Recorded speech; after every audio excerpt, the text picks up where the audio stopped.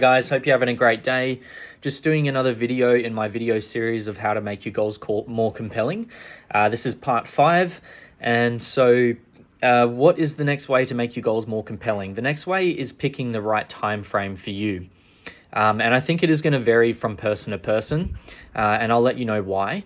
I have 2 variables through which you can choose to help you narrow down how long term your goals should be personally.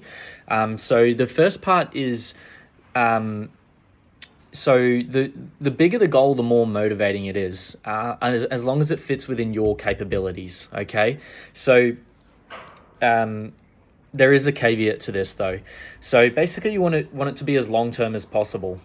However, we also need to be able to make a plan for it. And if a goal is too long term, it's going to be really hard to make a good plan for it, that's going to be detailed enough, and to be able to think through all the different parts that you need to think through.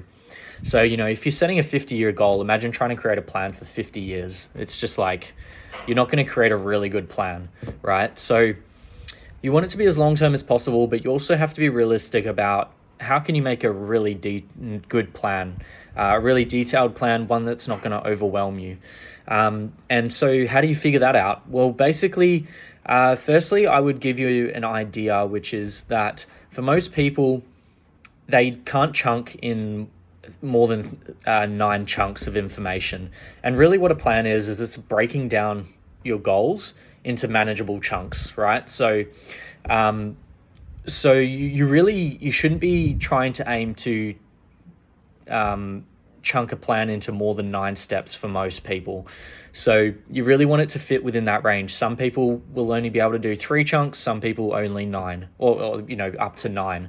And some people have the ability to go much more than that. But for the majority of people, you're going to be sitting within 3 to 9 chunks.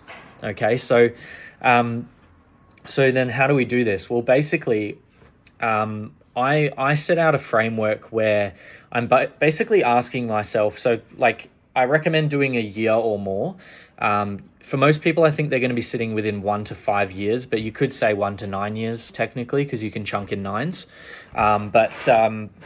Yeah, you don't want your plan to be overly complicated. Even for someone who's highly intelligent, like it's not necessary to have an overly complicated plan. So, but yeah, it's entirely up to you. And again, it's up to what makes you motivated. Like I said, the longer the term goal, the more motivating it is, as long as you can create an achievable plan that doesn't overwhelm you. So yeah, what I recommend is probably for most people, ideally, so like, yes, some people can chunk from 3 to 9, all the way up to 9 chunks.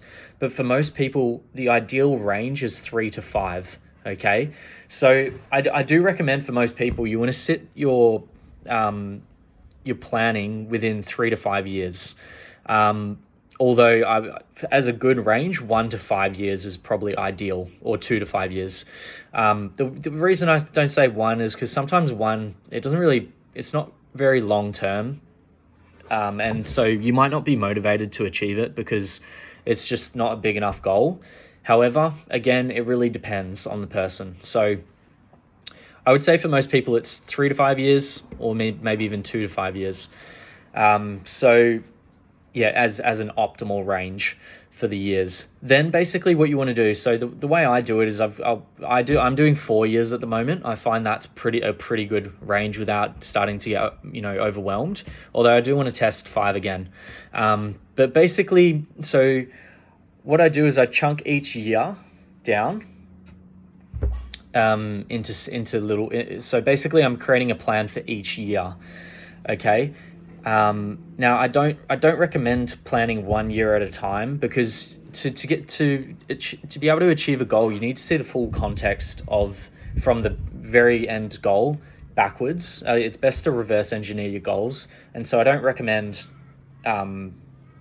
Some people will say just plan 1 year at a time, but I think that it doesn't give you context when you do that.